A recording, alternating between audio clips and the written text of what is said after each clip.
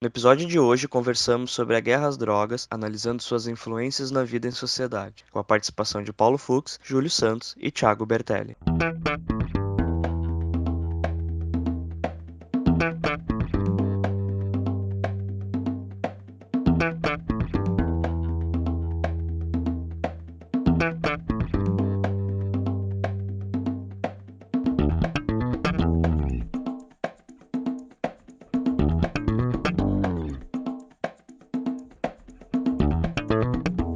Este é o Tapa da Mão Invisível, podcast destinado àqueles que querem ouvir ideias que abalam sociedades e que não são ditas na mídia tradicional. Bem-vindo, Paulo Fux. Tudo bem, Júlio? E com o senhor? Tudo certo? Tudo beleza, maravilha.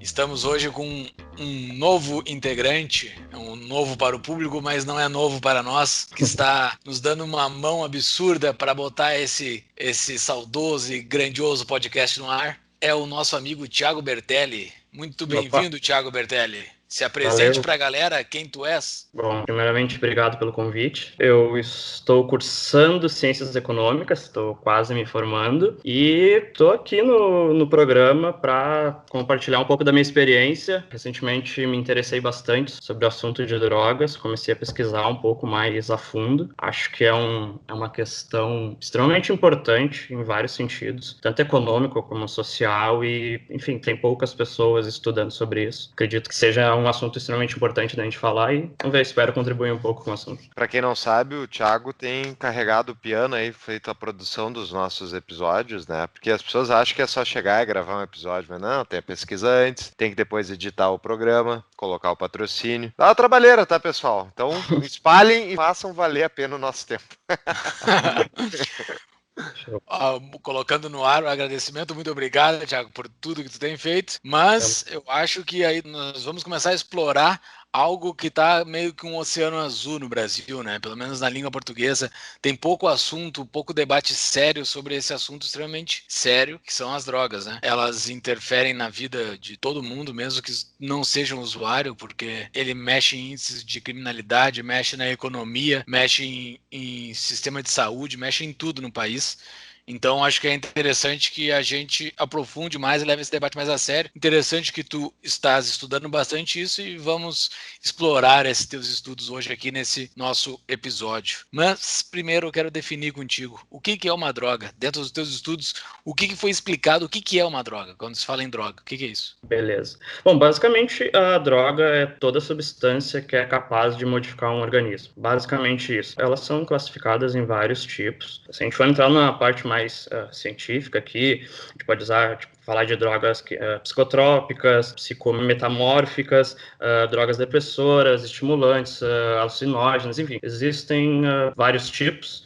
A gente pode citar, por exemplo, o café. O café é um tipo de droga. Açúcar, por exemplo, é uma droga. A gente pode falar da maconha, êxtase, crack, cocaína, enfim. Droga é tudo isso e mais tantas outras coisas. Só que o interessante é que existem drogas que elas são proibidas e drogas que são permitidas. E é meio estranho por que algumas acabam sendo proibidas, né? E por que outras tantas são liberadas, mesmo que às vezes elas sejam tão prejudiciais para a saúde das pessoas quanto as proibidas? Quais são as motivações dos governos para proibirem algumas e liberarem outras? Essa é uma questão que eu me pergunto muito e eu consigo achar algumas respostas para isso, mas sinceramente nenhuma resposta que seja boa, boa no sentido de que justifique essa proibição, porque no final das contas gera tanto problema para a sociedade em vários pontos que eu acho que não são boas respostas no final das contas. Sim. Daí tu falou que drogas são substâncias que alteram o organismo. Isso. Mas no caso, seria tudo aquilo que não é um alimento, porque um alimento não se enquadraria. Tem as drogas depressoras, por exemplo, que elas diminuem a liberação de neurotransmissores dentro do teu cérebro. Tu tem drogas estimulantes que aumentam a liberação de neurotransmissores no teu corpo. Tem as alucinógenas que alteram de forma qualitativa esses neurotransmissores, ou tipo uma quebra de realidade, digamos assim. Por exemplo, pode inalar uma substância que causa um fechamento de vasos sanguíneos no teu corpo. Como consequência disso, tu tem aumento de pressão arterial. isso seria uma droga porque ela está modificando o funcionamento normal do teu corpo. Uma comida, na verdade, não. Tu vai comer, o teu corpo vai digerir, ele já tem aquelas funções ali, entendeu? Entendi. Então, uma droga não necessariamente é para afetar a consciência. Algo que altera o teu físico seria Sim. uma droga também. Exatamente. Eles diferem essas, né? Algumas que mudam o teu comportamento, a tua mente, o teu cérebro, e outras o corpo, e enfim, tu tem as que fazem as duas coisas ao mesmo tempo também. Eu acho que a gente podia entrar para dentro do assunto do histórico da proibição, né? E, ao meu ver, vou deixar, obviamente, a minha opinião bem clara para quem estiver ouvindo, né?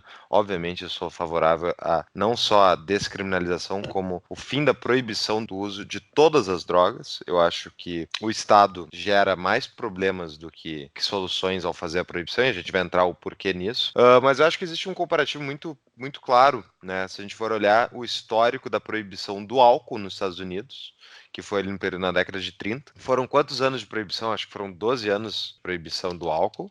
Mais ou menos uma década. Uma década, né? Foi justamente essa proibição do álcool que gerou o aumento da violência nas capitais americanas através da criação das máfias, né, que vendiam, então, elas basicamente ganharam de presente do governo um produto com muita demanda para ser consumido, né, pela população. Eles ganharam de presente com a proibição do governo em relação à venda de comerciantes normais do produto, sobrou só para aqueles que estavam dispostos a fazer crimes, a cometer crimes para vender esses produtos.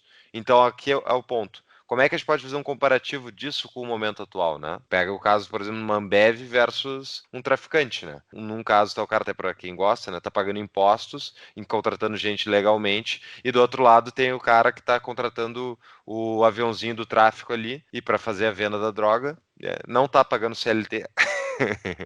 Mas o principal é que tá viver ou morrer, é 100% risco, né? Por quê? Sim. Porque no caso da Ambev versus, sei lá, outra empresa que esteja vendendo álcool, a comparativa é simples, a competição é pelo consumidor, tu tem jeitos de se fazer, então, o controle de qualidade, a própria transparência no caso do que está sendo vendido é uma coisa que a empresa tem total interesse de manter, né, um produto que não mate os seus consumidores, enquanto no outro, onde se tem uma proibição, é basicamente livre para o traficante. Também não quer matar o seu consumidor, mas a chance dele cometer um erro é maior, porque ele não está trabalhando numa empresa profissional, e se o consumidor acontecer alguma coisa, ele não pode processar o cara, né? Então, a falta de capacidade do consumidor de poder punir legalmente aquele que vende um produto estragado ou ruim faz toda a diferença também para a questão do feedback de mercado. Bom, o que dá para perceber com a história? Comentou aí sobre a questão do álcool. É interessante que o álcool foi uma das primeiras drogas, se não a primeira, a ser proibida. E é engraçado como aconteceu assim, porque muitos economistas na época escreviam trabalhos que acabaram por influenciar o governo de alguma forma para proibir. Então, eles usavam inúmeros argumentos econômicos que de alguma forma influenciaram esses governos. Ao mesmo tempo, tu tinha uma camada da população extremamente religiosa e talvez a gente possa falar conservadora, que também influenciava o governo, e tudo isso de alguma forma se uniu e começou a causar intervenções no mercado de álcool, que acabou culminando na proibição. Com a proibição, o que dá para ver de consequência imediata, assim, né? Tu citou algumas questões aí que são bem importantes, por exemplo, ali de não conseguir saber a qualidade do produto que tu está comprando por ser proibido, né? Quando tu compra de uma empresa, tu sabe quem é a empresa, quem é o dono, né? Normalmente no produto ali vem todas as informações, né, do que contém ali dentro e tal. Quando tu proíbe, na maioria das vezes tu não sabe nem quem tá te vendendo, porque isso passa por tantas mãos e é tão escondido, porque se torna um crime, é o mercado negro, né, que tu não sabe quem é que tá te vendendo, então tu não pode responsabilizar se der algum problema, né, que é o que começou a acontecer com o álcool. Tu gera basicamente uma cadeia de criminalidade, e para conter essa criminalidade tu começa a ter que aumentar o poder do governo, a burocracia, inventar leis. Tudo isso faz com que tu tenha que aumentar impostos daqui a um momento, porque tu vai ter que contratar funcionário, tu vai ter que, enfim, construir prédios, né? Aumentar impostos já é uma coisa que vai afetar negativamente a população, vai empobrecer, né? Enfim, tu gera inúmeros problemas. Outra consequência após a proibição é tu ter o aumento da potência das drogas. Na história dos Estados Unidos, a maior porcentagem de venda de álcool, por exemplo, era de cerveja e vinho, que são tipos de bebidas alcoólicas com baixo teor alcoólico. Após a proibição, o que aconteceu? A venda de vinho e cerveja diminuiu no total e começou a ser muito vendido bebidas como vodka e whisky, por exemplo. Quando tu trabalha no mercado negro, pode muito facilmente perder a tua carga, a tua venda. Então, o que os contrabandistas faziam para diminuir os riscos? Eles começavam a vender com maior teor alcoólico, para caso fosse preso, eles não tivessem tanta perda, porque a venda de menores doses significa um maior sucesso, digamos assim. Digamos que teriam uma força maior. Ao invés da pessoa tomar, 6 cervejas, ela toma uma só.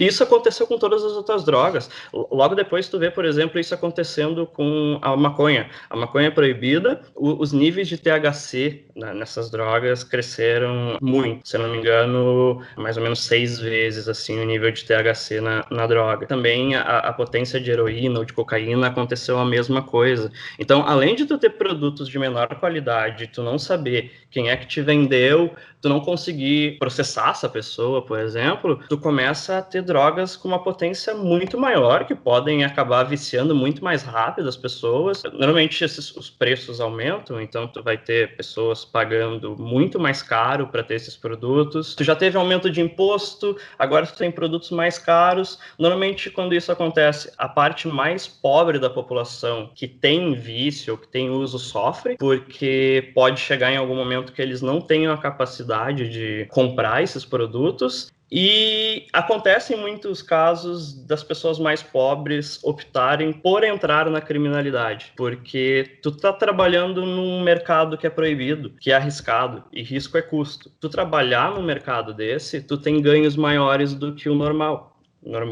do mercado aberto, não proibido. Então acontece de muita gente acabar se tornando traficante ou trabalhar para traficante, coisas do tipo. E isso é uma coisa muito ruim, porque tu tá pegando pessoas que, em teoria, são pessoas boas, pessoas que não são criminosos, não são fora da lei, e de alguma forma, por causa dos incentivos, tu incentiva que essas pessoas acabem se tornando criminosos. Enfim, acontece tudo que a gente consegue ver tanto no Brasil como nos Estados Unidos, que são cadeias lotadas de pessoas que usam ou vendem, comercializam essas substâncias, e no final das contas tu acaba utilizando muitos policiais, muita força estatal para conter essas pessoas, e no final das contas coisas importantes como assalto, assassinatos e outras coisas, enfim, não é utilizada toda a força que deveria talvez ser utilizada para essas coisas, sabe? A posição do Fux ficou bastante clara, a tua também. E eu tava lendo esses dias um artigo do Theodore Dalrymple, que é muito interessante. Ele vai contra as drogas, e vários amigos meus que são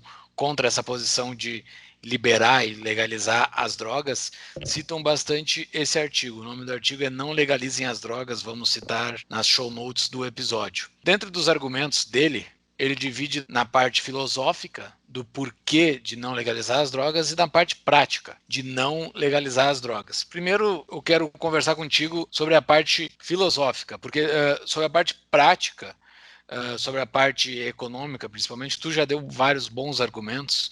Eu acho que tem vários outros bons para a gente citar aqui. Mas eu queria tratar sobre uma parte filosófica. Ele cita sobre a liberdade, ele cita o Stuart Mill, os princípios da liberdade, do cidadão poder fazer o que quiser, inclusive ingerir uma substância que faz mal para ele mesmo. Isso faz parte da liberdade, porque ele está prejudicando o próprio corpo, que é o seu bem maior. Mas ele cita que após o consumo da droga, após o cara se tornar um adicto, um viciado, ele não é mais livre. Ele deixa de ser uma pessoa livre, e a tomada de decisão dele já não passa mais dentro do espectro da liberdade. Deixa de ser uma pessoa livre. Vocês dois têm alguma posição para isso? Uma pessoa está se botando numa posição de que ela está perdendo a sua própria liberdade e ela não consegue mais tomar decisão sozinha. Após ele se tornar um viciado, ele já não perdeu toda a liberdade dele? Eu acho que antes disso, né, a pergunta para esse tipo de visão é: vocês acham que se realmente a proibição funcionasse, essas pessoas não iam estar consumindo outra substância? Será que é justamente a existência de uma substância que altera o comportamento dela que leva ela a querer mais?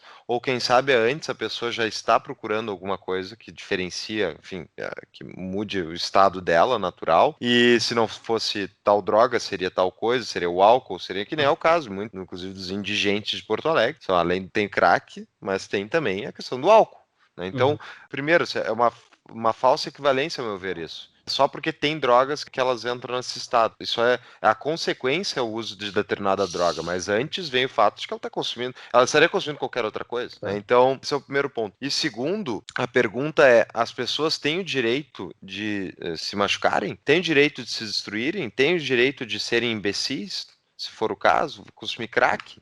Tem o direito? Essa é a grande pergunta. E daí, nesse artigo do Darren Poe, ele acredita nisso, ele acredita que o ser humano não pode ser puramente responsável por si mesmo, sofrer as consequências da sua escolha. Ele defende que, na verdade, tem que ter alguém, uma babá. Agora a pergunta é: quem é que vai ser essa babá? Quem é que vai ser esse papai que vai cuidar dele e garantir que ele não faça a coisa errada? Quem é que decide o que é certo e o que é errado? E não é só questão de ser babá, porque a babá cuida. Quando tu coloca o Estado para resolver esse problema, tu tá utilizando a força contra outras pessoas. Tu não tá cuidando, tu tá agredindo elas.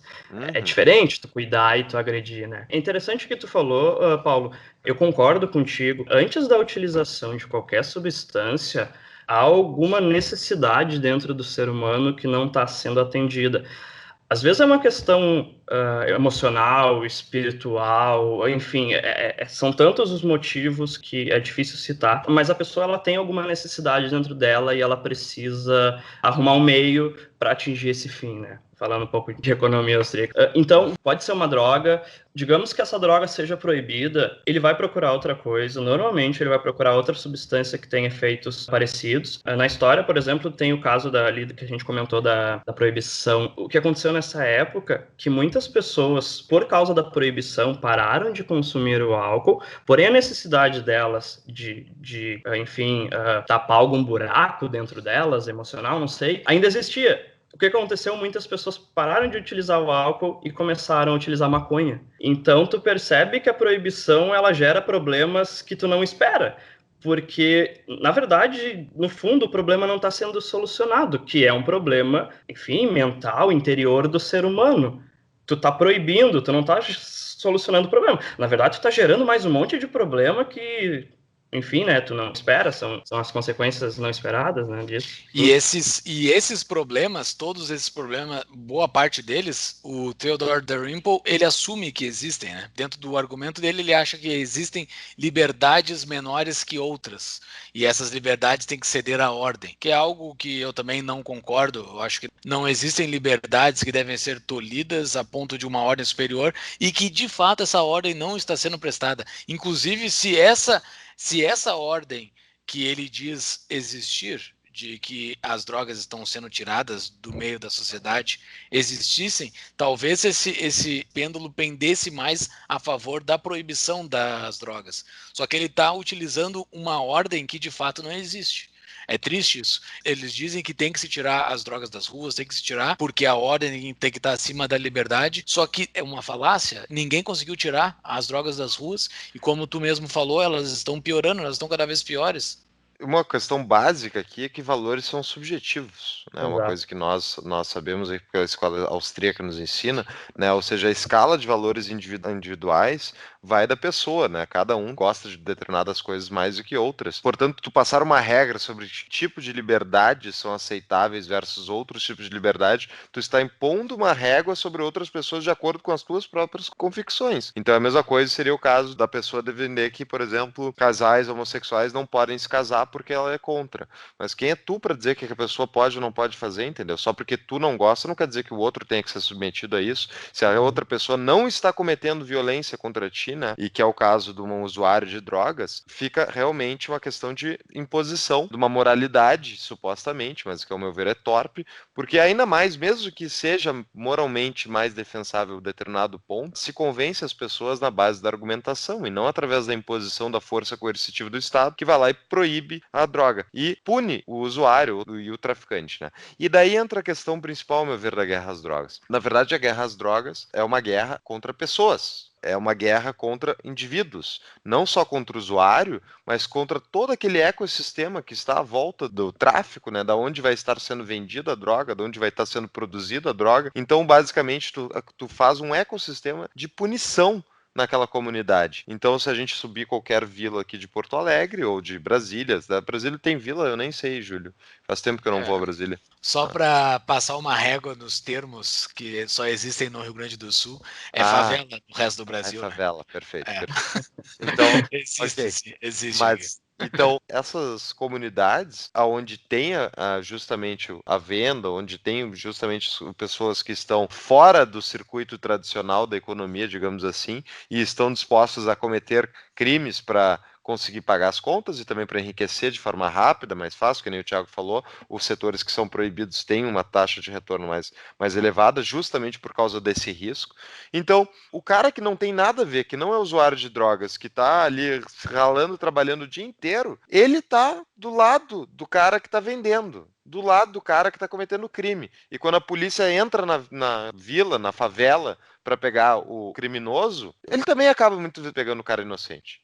Eu posso falar por experiência própria, assim. Eu moro numa parte de Porto Alegre que ele pode ser encaixado nessa realidade, Paulo. Eu vivi durante uns 15 anos da minha vida, mais ou menos, com 2 bocas de tráfico do outro lado da rua da minha casa. Então, eu consigo perceber o que acontece com as pessoas que moram nesses locais, assim, é bem complicado, sabe? Tu tem a criminalidade a todo momento na porta da tua casa, assim, na tua volta. Ontem, por exemplo, por volta da 1 ou 2 horas da manhã, cerca de 200 metros da minha casa, tava dando tiro, deu cerca de 6, 7 tiros.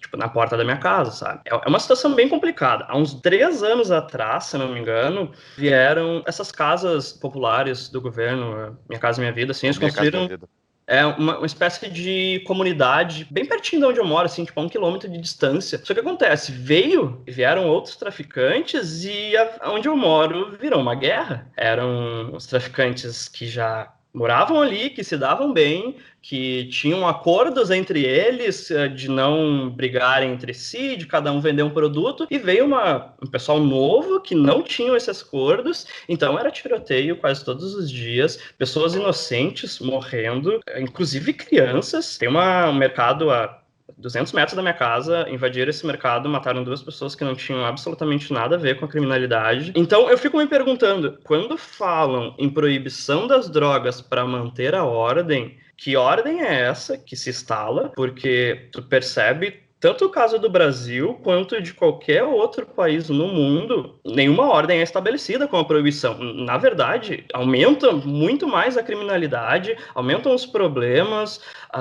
aumentam o número de pessoas que não têm envolvimento nenhum com essas substâncias, respinga nessas pessoas, né? Estados Unidos é um dos países mais desenvolvidos do mundo e lá o problema não é menor, não é... Eles não conseguem combater tanto aqui, tanto é que se tu for pegar a verba destinado aos órgãos americanos, cresce a cada ano, nunca para de crescer e a criminalidade também nunca para de aumentar e as cadeias nunca param de ficarem cheias. Então, eu realmente não sei que ordem que essas pessoas falam, sinceramente. Essa ordem que eles não conseguem implantar, de fato, porque no mundo nunca foi possível se acabar com as drogas e pior, elas só pioram com o passar do tempo, aparecem novas drogas e vão piorando e novos usuários, pessoas que não têm nada a ver começam a pagar com a própria vida, principalmente as pessoas mais pobres de qualquer lugar do mundo. Em efeito comparativo, sempre o mais pobre daquela região acaba caindo numa situação de mais desamparo. Mas existem outros argumentos pró-proibição que seria semelhante a uma anistia dos atuais criminosos, né? Dizem, se for liberar as drogas no Brasil, as Farc, por exemplo, vão ser anistiadas dos crimes passados que eles já fizeram. Que é algo que para mim não faz o menor sentido, essa história de anistia, porque novas empresas entrarão no mercado e provavelmente as Farc não terão espaço para entrar dentro desse novo mercado. Vamos ver o advogado do diabo aqui. Thiago, mas se liberar, isso que tu vivencia, essa coisa horrorosa, vivencia perto de ti aí, vai acontecer em todas as esquinas? Esse é o argumento que eu ouço muitas vezes, né? Então, por que não vai acontecer isso em todas as esquinas se liberar? Bom, a história já demonstra isso, que a gente já comentou aqui. Pega a história dos Estados Unidos, o álcool, ele era liberado, aconteciam problemas por causa do álcool, acontecem problemas por causa de qualquer coisa no mundo, em qualquer lugar. Ele foi proibido, tu gerou todos esses problemas que a gente comentou de criminalidade, de mortes, assassinatos, e viram que não fazia sentido nenhum proibir e liberaram. O que aconteceu com todos esses traficantes, essas pessoas? Eles perderam o mercado, porque agora, né, tu pode vender legalmente, tu aumenta a competição, tu baixa os preços, tu aumenta a qualidade dos produtos, tu aumenta a quantidade de informações, enfim. A história demonstra que é isso que vai acontecer.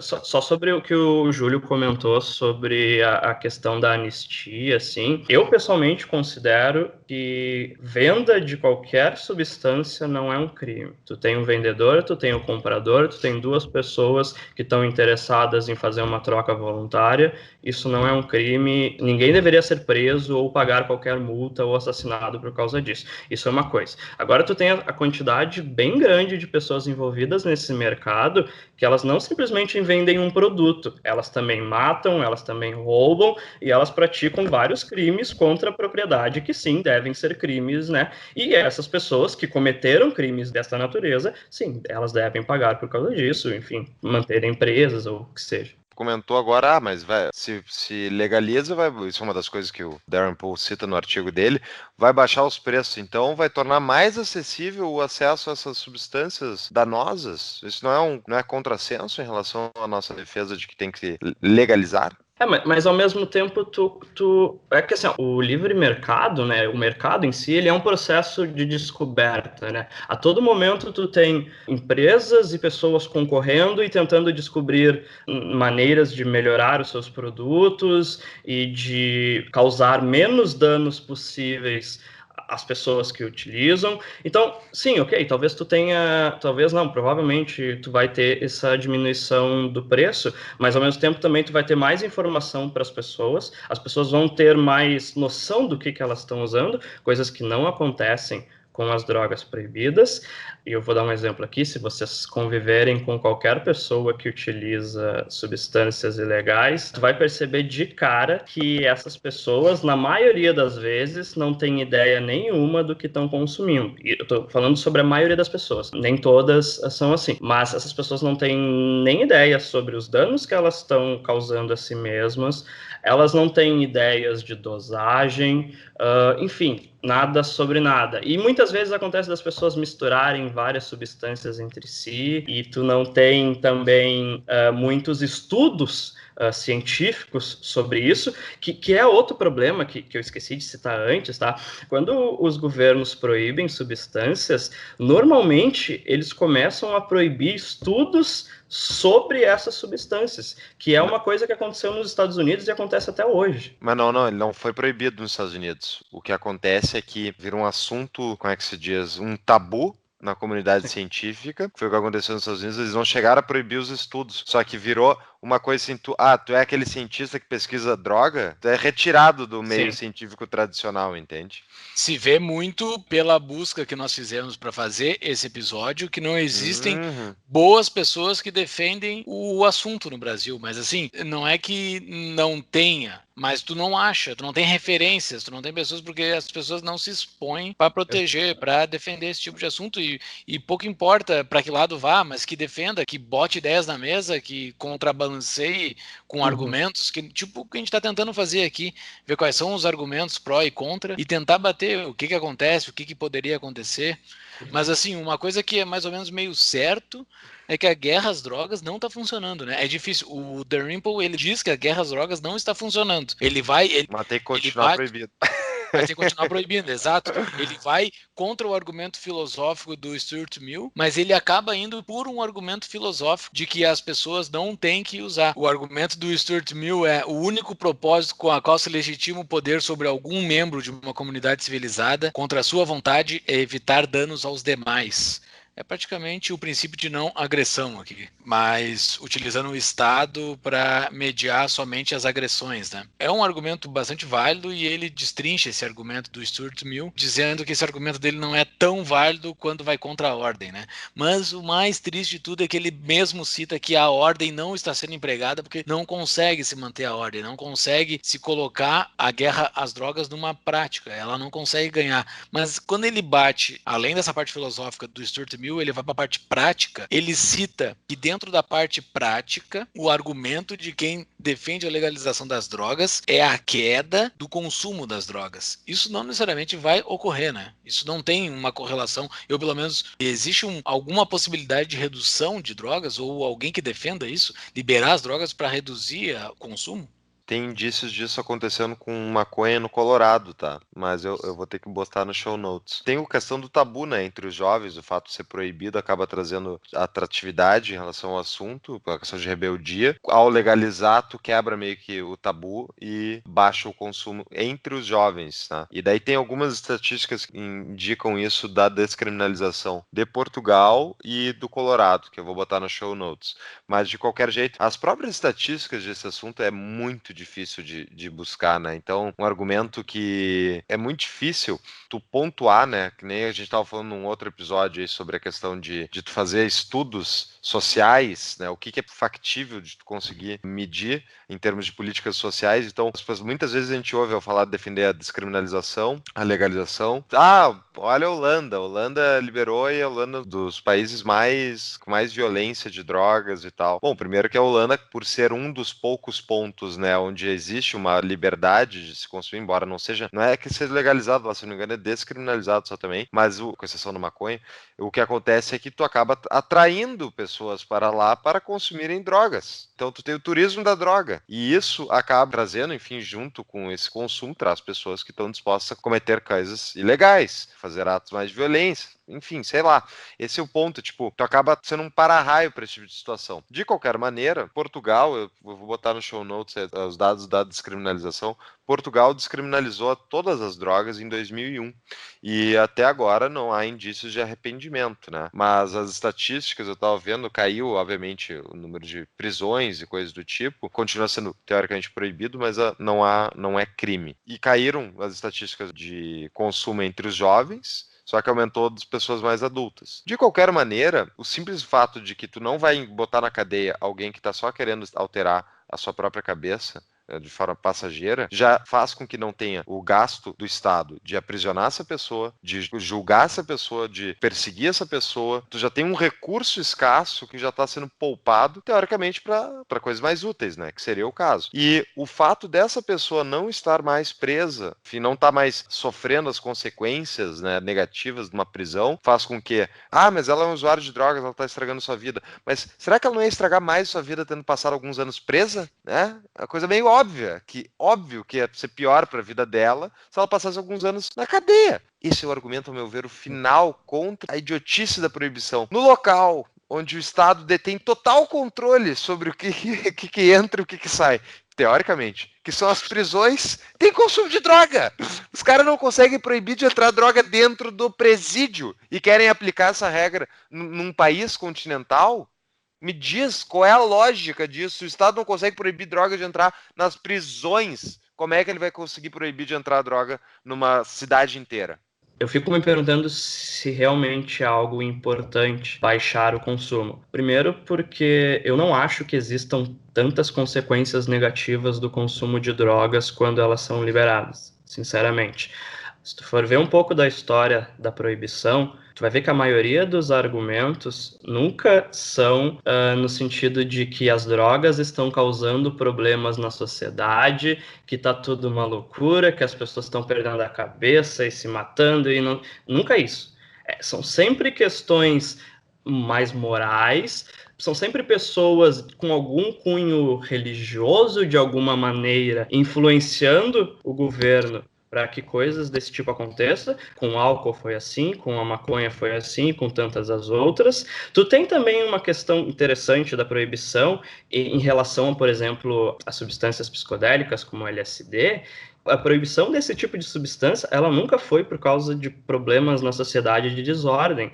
Tu pega ali a década de 60, 1960, tu vê a onda do LSD começando e tu vê pessoas como Timothy Leary, por exemplo, falando que as crianças de hoje tomarão LSD daqui a alguns anos e elas não lutarão nas suas guerras e não contribuirão para os governos e para o massacre e essa tirania governamental. Tu vê as bandas de rock, Beatles e tantas outras bandas falando sobre como o governo é ruim e como a gente deve se libertar. Então, o governo vê essa coisa toda acontecendo e pensa, olha, talvez isso seja um problema para a gente, talvez essas substâncias não sejam boas para a sociedade, mas na verdade não é que não é boa para a sociedade, para o indivíduo, é ruim contra eles mesmos, sabe? Eu fico me perguntando se realmente as drogas causam tanto problemas assim e baixar o consumo é um problema tão grande e se a proibição é o melhor meio para baixar esse consumo. E tem outro dado, né, que é o caso do... Você pode olhar, isso acontece muito nos Estados Unidos, dos candidatos do Partido Republicano, que são, obviamente, a favor da proibição, né? Muitas vezes quem é que está financiando a campanha desses caras que estão defendendo a proibição? É a indústria do tabaco, é a indústria do álcool, né? Indústrias concorrentes à da droga. Então, isso aconteceu muito claramente nas disputas estaduais pela legalização, que vem acontecendo nos Estados Unidos na última década, né? Inclusive, hoje, mais da metade dos estados, 50 estados americanos, tem algum tipo de permissão em relação à maconha. Quem é que financiava a campanha contrária à legalização? Esse tipo de indústria. Que pensa assim, então é que nem se tivessem duas indústrias, no caso, uma de carro e a de moto. Só que a de moto fosse proibida. O que será que a indústria de carro ia fazer? Será que ela ia defender que legalizassem as motos? Eles iam passar o tempo inteiro dizendo como motos são prejudiciais à saúde, que podem matar pessoas, as pessoas têm que usar, é um perigo à sociedade, portanto tem que ficar proibido. Mas tem um argumento baseado mais ou menos nesse teu aí, Fux, que se fala que o álcool, ele não é uma droga. O álcool não é uma droga tão prejudicial como as demais drogas que podem gerar sequelas maiores. Como, por exemplo, no início tu citou até café como droga. Vocês acham que, pelo menos essas leis que buscam a proibição, elas não tentam passar uma régua em determinado nível de droga? Não, a droga acima daqui não pode, a droga daqui para baixo pode. Vocês acham que o álcool estaria no mesmo nível dessas drogas? Por exemplo, vamos falar do álcool, tá? O álcool é liberado. Se tu for pesquisar um pouco sobre a questão, por exemplo, de mortes relacionadas ao uso de drogas, as mortes relacionadas ao álcool, elas disparam, elas estão lá nos primeiros lugares, se não no primeiro lugar, e tu pega mortes relacionadas, por exemplo, ao uso de maconha, ou de, não sei, qualquer outra, como cocaína mesmo, que é uma droga bem potente, digamos assim, e nem se compara. O álcool, ele causa muito mais danos à sociedade do que a maconha. Tu pega o cigarro, por exemplo, em relação ao dano físico, o cigarro ele é muito mais potente do que a maconha. Tu percebe que pessoas fumam maconha durante anos e anos e anos e não causam tantos danos ao seu corpo quanto pessoas que fumam cigarro. Então, qual realmente é o argumento? Porque o álcool me parece ser uma droga muito mais perigosa, que causa tanto problema do que tantas outras. Uma pessoa fuma maconha, normalmente ela fica calma na dela. Tu pega pessoas que bebem álcool, elas viram pessoas muitas vezes agressivas, pessoas que arrumam problemas, elas dirigem, batem o carro e causam acidentes de trânsito. Então, né, enfim, acho que o álcool é um problema muito maior e ele é liberado. Mas daí temos questão da diferença, por exemplo, de uma maconha para o crack. Visivelmente o crack é extremamente danoso à saúde e assim como, enfim, todas essas drogas são em níveis diferentes. Então, como é que a gente faz a distinção? Bom, no início lá eu falei que eu sou a favor da completa legalização de todas as drogas, porque o próprio crack, por exemplo, ele é subfruto da proibição da cocaína. Se chegou ao fato da criação do crack, que é o aproveitamento de um dos subprodutos da cocaína. E agora, faz alguns anos, do subproduto do crack surgiu a merla, que é ainda mais nocivo que o crack. crack. Isso o Friedman fala, né, em relação a isso, que é uma questão que é derivada uma da outra. Então, digamos que não tivesse havido a proibição inicial, a cocaína seria, digamos, entre aspas, né, mais acessível para aqueles que querem consumir esse tipo de droga e não teria um incentivo econômico para se criar um subproduto ainda pior em cima daquele ali. Tem um artigo do Friedman, que ele explica muito bem, que fizeram um quadrinho, uma história em quadrinho para explicar o artigo do Friedman sobre os danos da proibição. A gente vai colocar aqui no nosso show notes essa história em quadrinho, que é sensacional, é muito boa, ela é muito didática para entender. Porém, tem um outro ponto ainda que, ao meu ver, tem que ser muito bem esclarecido, né? E isso o libertário entende muito bem a diferença entre lei e moral, né? São coisas completamente distintas. Ocorreram momentos da nossa civilização onde coisas completamente imorais estavam abrangidas pela lei, né? Como a escravidão, como o apartheid, como o nazismo, tudo isso estava contido dentro da lei deles lá. E a liberação da droga, ao meu ver, ela não tornaria ela moral, né? Quem considera a droga algo imoral, algo como é o que eu considero a droga algo completamente imoral, não há motivo para uma pessoa usar qualquer tipo de droga para alterar a sua consciência, não vai mudar. Ela vai continuar sendo imoral. O que os caras aqui da Câmara dos Deputados falarem não vai mudar a minha percepção sobre a droga. E eu acho que isso não acontece em nenhum lugar do mundo. Eu acho que a droga ela não se torna moral. Isso é algo que, se não tem nem números estatísticos disponíveis para se fazer um estudo, muito menos essa percepção moral. A gente não vai conseguir achar em artigo nenhum isso. Mas eu imagino que as pessoas que consideram a droga imoral nesse país onde liberaram as drogas seguem considerando droga algo imoral e não se misturam com pessoas que usam drogas. Perfeito. Tanto é que o cigarro e o álcool são drogas liberadas e nem todo mundo usa, nem todo mundo acha correto. Tem tantas milhares e milhões de pessoas pelo mundo afora que não fumam cigarro e que não bebem álcool. Então, não é uma questão do tipo, né, que nem tem muitas pessoas que falam, se liberar cocaína, o Brasil inteiro vai virar viciado em cocaína, né? Isso é uma besteira completa, porque as pessoas, elas têm valores, elas têm ideias diferentes sobre a vida, sobre como viver melhor e manter a sua mente, o seu corpo saudável, né? Vale deixar bem claro aqui, tá? Eu acho que o programa, ele não trata sobre uma defesa. A gente não tá querendo dizer que é bom, que é ruim usar, que as pessoas deveriam ou que não deveriam. A gente tá tentando discutir as consequências positivas e negativas da proibição, se ela é boa, se ela é ruim, se há alternativas melhores do que a proibição, né? A questão aqui é muito mais, né, de calcular consequências do que falar se é bom ou ruim, se é certo ou se é errado, né? Essa observação tem que ficar bastante clara. Não é uma defesa de consumo, é uma defesa sobre o que está acontecendo das políticas públicas praticadas no Brasil. Tem uma participação no debate do Ron Paul, ex-candidato de primárias do Partido Republicano, um libertário aí famoso, um cara que me inspira muito, foi senador americano por muitos anos, e ele estava nas primárias, eu acho que foram as de 2008, ele participou 2 vezes nas primárias do Partido Republicano, 2008 e 2012. E 2008 ele estava num estádio onde estava havendo um debate entre os candidatos republicanos, e 8 candidatos no palco, e um dos candidatos vira para ele e fala: Dr. Paul, tu defende que o Estado não tem que regular drogas e tal. Daí ele faz uma pergunta assim, né, meio polêmica para provocar, e o auditório vem abaixo assim, vaiando o Dr. Paul. E ele pergunta assim: não, mas peraí, se legalizasse a heroína amanhã, vocês iriam consumir heroína? E daí a galera, não. Então qual é o problema? Então qual é o problema? Quem Esse quer vídeo consumir... é muito legal. Eu vou botar no show notes. Quem quer consumir esse tipo de substância, hoje consegue consumir.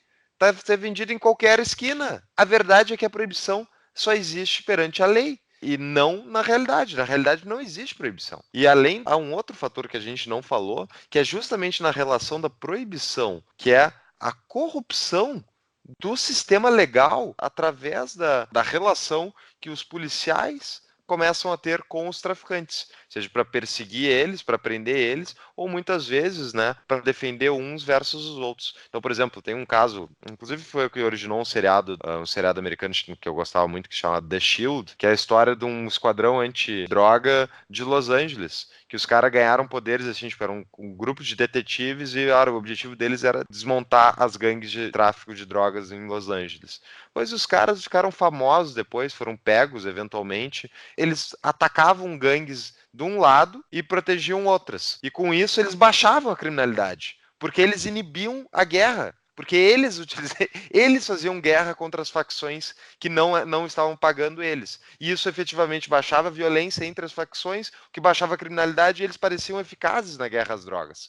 Só que, na verdade, eles estavam ganhando uma parte do que a outra gangue vendia. E isso é uma história comum em qualquer capital brasileira dos Estados Unidos, vai ter sempre isso. Isso é inevitável quando tu trata disso. E há também a corrupção, diga-se de passagem, a corrupção do sistema policial foi uma coisa muito comum na proibição do álcool americana. Quem já viu aí o filme Os Intocáveis, né, que é o filme clássico da década de 90, embora seja um filme e tal, a história real por trás, era realmente o policial que estava indo atrás do Al Capone, ele não sabia em quem confiar. É a história mesmo, real. Ele não sabia em quem confiar. Por quê? Porque todos os policiais estavam no bolso do Al Capone, ou de outra gangue, outra máfia. E é inevitável isso, quando tu tem uma proibição tão lucrativa, ele inibe a concorrência, permite que alguns dominem o mercado e a violência acontece na briga justamente por esse mercado, que é o que a gente vivencia todo dia.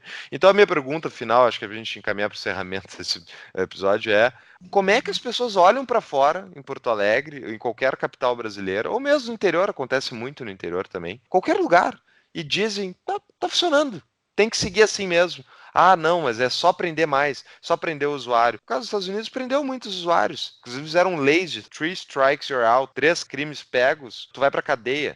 Então, mandatory minimums, que é no mínimo X anos de sentença de prisão para quem comete o crime de estar em posse de uma droga, tipo maconha. Hoje os Estados Unidos estão entrando na discussão do fim dos mandatory minimums. Está começando a discussão.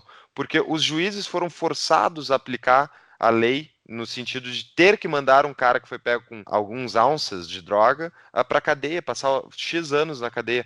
Será que essa pessoa saiu melhor ou pior daquele erro que ela cometeu, talvez? Para mim é tão claro, eu não consigo entender mais o outro lado. E esse artigo do Darren que o Júlio citou, eu acho que tá ruim, eu entendo que, mas eu não quero que permitam ainda, porque senão vai ser pior. Tem como ser pior que isso? Eu acho que é bem fácil perceber que essa lógica toda de prender as pessoas e tal não tá funcionando e não faz sentido. Vou falar por experiência própria, tá? Eu já conheci pessoas envolvidas com vendas de substâncias. Pessoas que, enfim, trabalham, têm uma vida normal, fazem faculdade, mas, enfim, de alguma forma, pelos motivos delas, acabam entrando nesses mercados proibidos e, enfim, vendem, comercializam. Já vi esse tipo de pessoas boas sendo presas e, sinceramente, eu não sei se isso realmente é algo positivo, porque a pessoa, ela entrou simplesmente numa atividade de troca voluntária com outra pessoa. Ela nunca matou ninguém, ela nunca roubou, ela nunca assassinou, nunca estuprou, enfim, né? Nunca invadiu propriedade alheia, nem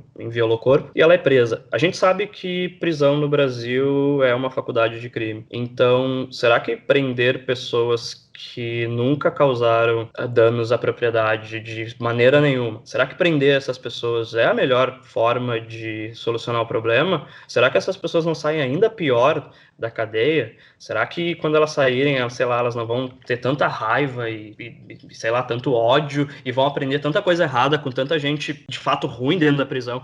E quando elas saírem, será que o problema não vai ainda, né, aumentar? Será que a solução talvez não seja focar mais em mudança de consciência do que em punição, sabe? Eu fico me perguntando isso, porque, de novo, por experiência, eu sei de pessoas que, infelizmente, isso é meio que proibido, tá? O trabalho delas é informar outras pessoas sobre um uso mais consciente de substâncias. Então, essas pessoas dedicam boa parte da vida delas pesquisando sobre substâncias, alertando as pessoas. Existem comunidades no Facebook, no Reddit, sobre usuários e outras pessoas ajudando umas às outras, tanto a fazerem uso mais consciente, como pararem de usar substâncias. E eu vejo mais resultado nisso, sabe? Eu vejo pessoas que eu conheço que já fizeram usos bem negativos de substâncias e não param. Essas pessoas têm um problema interno e elas acham que, às vezes, que usar, né, alguma droga é a saída,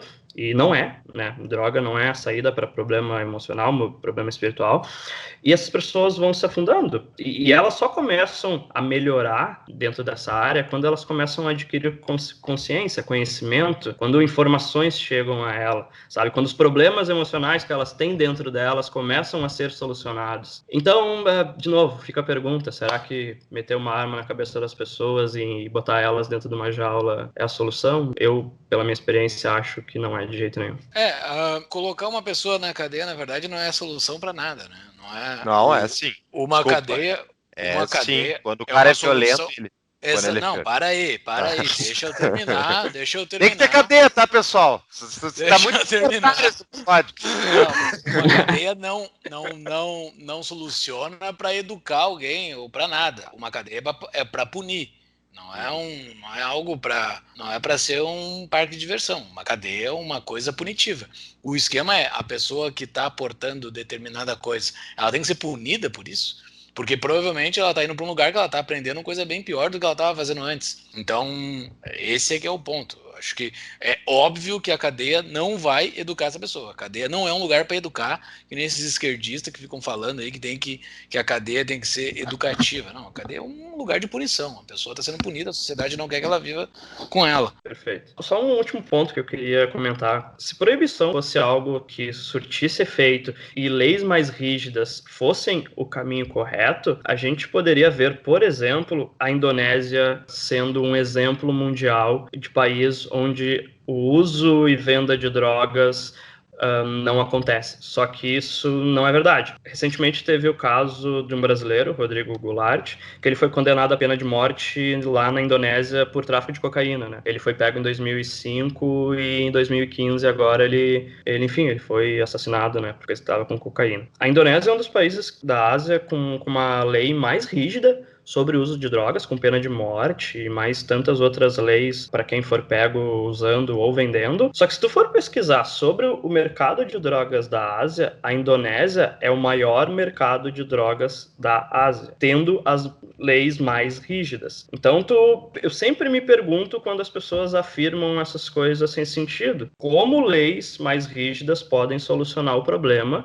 Porque tu vê leis surgindo uma atrás da outra em todos os países e o problema nunca é solucionado. Na verdade, ele sempre aumenta. Tu pega e começa a aumentar leis e proibir com mais força, a única coisa que tu vai fazer é aumentar o risco para as pessoas que estão nesse mercado. Quando tu aumenta o risco, tu aumenta os custos, tu aumenta os custos, tu aumenta o preço, tu, de novo, faz com que as pessoas mais pobres tenham problemas para adquirir essas substâncias, elas não vão parar de adquirir essas substâncias, elas vão, de alguma forma, ter que adquirir elas, vão acabar vendendo bens de casa, vão entrar para a criminalidade, o problema só vai aumentar, e, enfim, é isso que vai acontecer para sempre.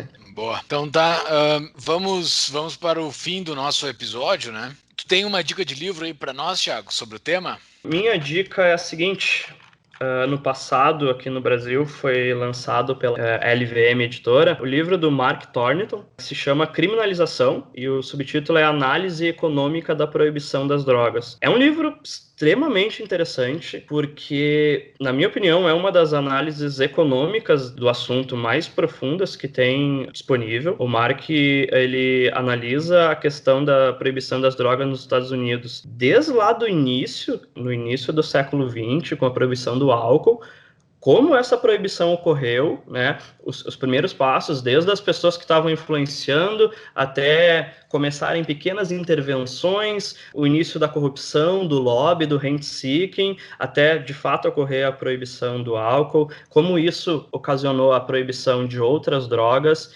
e quais foram as consequências disso para os Estados Unidos, como essas leis lá influenciaram o mundo todo, como geraram tantos problemas econômicos, sociais, como aumentou a criminalidade, aumentou a potência, a nocividade das drogas, enfim. Para quem tem interesse no assunto, é um prato cheio esse livro do Mark Thornton. Fica a minha dica. Considerações finais, Paulo Fux. Eu acho que é isso, acho que já falamos bastante do lado filosófico, né? Eu acho que mais pra frente a gente faz um episódio daí, puxando mais estatísticas, especialmente no caso da da legalização da maconha, por exemplo, nos Estados Unidos, e dá para fazer até um bom comparativo com o caso uruguaio, né, que na verdade não é a legalização, mas a estatização do mercado da maconha no Uruguai. Enfim, e por que não dá certo isso também, né? Adivinha, que surpresa. E também puxar um pouco das estatísticas da descriminalização das drogas de Portugal, que eu acho que é inclusive onde está se encaminhando as coisas. Até no Brasil aqui saiu uma comissão de juristas aí recomendando que se descriminalizassem todas as drogas no Brasil. É uma coisa que, infelizmente, a gente já pode presumir que não vai acontecer com o governo do nosso querido... não dá nem pra falar o nome dele. Então, mas as coisas vão melhorando ao redor do mundo e eventualmente vai chegar aqui também. Beleza. Muito obrigado. As considerações finais, os recados finais. Temos uma novidade para quem está nos ouvindo aqui, para quem é nosso ouvinte assíduo, quem quiser nos apoiar esse nosso projeto, essa nossa iniciativa. Estamos agora com um Apoia-se.